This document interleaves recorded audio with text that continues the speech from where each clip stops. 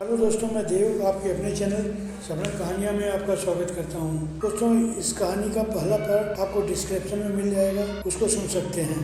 दूसरा पार्ट शुरू करते हैं। दूसरे दिन रावत ने पेपर में देखा कि जतिन का हाईवे के पास उसकी कार में जलने से मौत हो गई और पुलिस को उसकी कार के सारे दरवाजे लॉक मिले, लेकिन जो फिंगरप्रिंट मिले उसमें किसी लड़की के फिंगरप्रिंट मिलने से पुलिस को एक शक पैदा हो गया। पुलिस ने प्रेस को बताया कि पोस्टमार्टम के बाद ही खुलासा हो पाएगा। जतिन, रावत और शहजाद तीनों काफी गहरे दोस्त थे और ये तीनों एक दूसरे के राजदार भी थे। रावत ने शहजाद को फोन करके पूछा, क्या तूने जतिन की मौत की खबर पढ़ी? शहजाद ने बोला, हाँ मैंने भी पढ़ी है।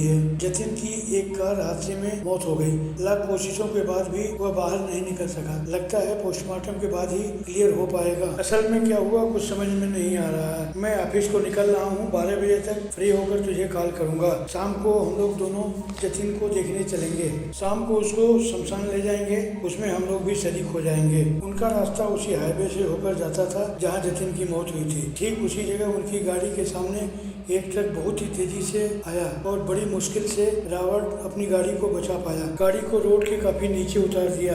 दोनों की जान हलक में आ गई थी। उनको लगा कि आज सीधे ट्रक हमारे ऊपर चढ़ जाएगा। ट्रक भी अपनी मुश्किल से ट्रक ड्राइवर ने ट्रक को संभाला। तभी एक पागल लड़की उनके गाड़ी के दरवाजे के पास खड़ी होकर कुछ इशारे करने लगी। रावत ने कांच नीचा करके पूछा, क्या है? लड़की जोर जोर से हंसते हुए बोली, मरोगे तुम दोनों भी अब तुम दोनों की बारी है, मत घबराओ, एक तो चला गया, तुम दोनों भी मरोगे। उनको लगा कि यूं ही पागल लड़की बोल रही है, लेकिन लड़की बोली, तू तो जल्दी ही अल्लाह को प्यारा हो जाएगा और तू तेरे यीशु के पास भी जाएगा। रावत ने बोला, क्या भाग यहाँ से, और गाड़ी को आगे बढ़ा दिया। लेकिन शहजाद के सामने उस लड़की का चेहरा बार बार घूम रहा था। उसे बार बार उसकी कही हुई बातों को सुनाई देता था। जतिन की यात्रा के बाद लौटकर दोनों अपने घर चले गए। रात के 12 बज रहे थे। मोबाइल की रिंग बज उठी। शहजाद मोबाइल की स्क्रीन पर नंबर देखता है तो उस पर जतिन का नंबर दिखता है। तो उसने सोचा हो सकता है उसके घर वालों का फोन हो।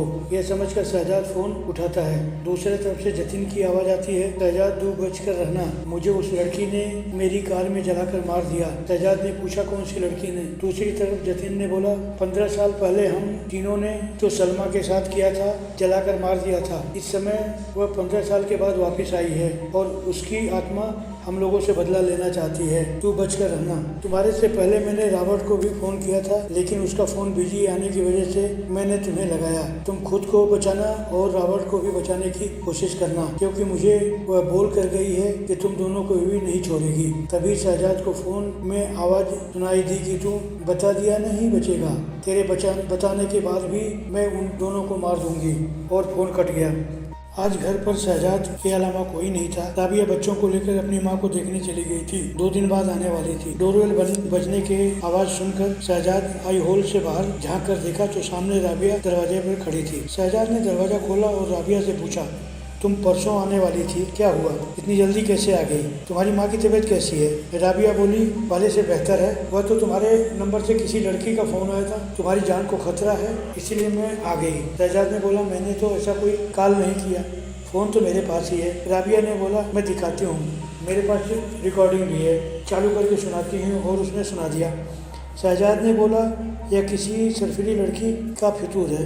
इसके बाद सब नॉर्मल हो गया सर। राबिया बोली, मैं फ्रेश होकर आ रही हूँ, तुम तब तक चाय चूल्हे पर रख दो। शहजाद किचन में जाकर गैस चूल्हा चालू करने लगा। तभी पीछे से राबिया की आवाज़ सुनाई देती है कि रुको, मैं आ रही हूँ। शहजाद पीछे मुड़कर देखा तो उसको सामने वही पागल लड़की दिखाई दी, लेकिन इस समय उसका शरीर पूरा जला हुआ था। जगह जगह निशान थे। देखते ही देखते उसकी आंखें लाल होने लगी और गुस्से में वो गुर्राने लगी। राबिया की जगह पर पागल लड़की और पागल लड़की के तुरंत बाद ही वो चेहरा बदलकर सलमा का चेहरा हो गया। शहजाद डर के मारे कांपने लगा और वह बुरी तरीके से गिड़गिड़ाने लगा। वह लड़की बुरी तरह से गुर्राते हुए बोली, अब मैं तुझे भी तेरे दोस्त के पास भेजती हूँ। कहने के साथ ही उसने गैस के चूल्हे की तरफ गुस्से में देखा। एकाएक पाइप निकल गई। आग का एक गुबार पाइप से निकलकर शहजाद के ऊपर आ गया और उसके कपड़े और बदन बुरी तरीके से जलने लगे। शहजाद का पूरा शरीर आग की लपेट में आ गया। वह गिड़गिड़ा कर माफी मांगने लगा, लेकिन वह लड़की हंसती रही। वह बोलती रही, ऐसा ही मेरे साथ हुआ था, यह मेरा दूसरा बदला पूरा होने वाला है। तभी शहजाद के हाथ मोबाइल आ गया और उसने रॉबर्ट का नंबर डायल कर दिया।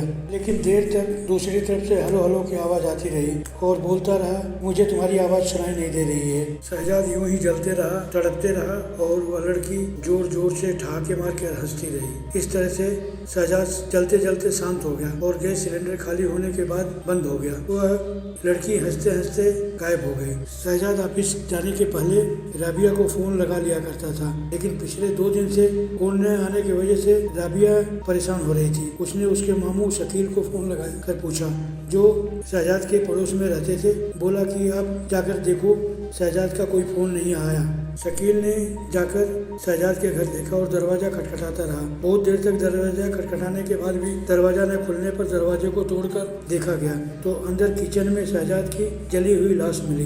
पुलिस को वह राबिया को सूचित किया गया। राबिया भी आ गई। पुलिस ने आकर के अपनी कार्रवाई पूरी की और लाश को पोस्टमार्टम के लिए भेज दिया। दोस्तों, इस तरह से उस आत्मा ने शहजाद को अपना दूसरा शिकार बना लिया। मिलते हैं इस कहानी के तीसरे पार्ट में। धन्यवाद।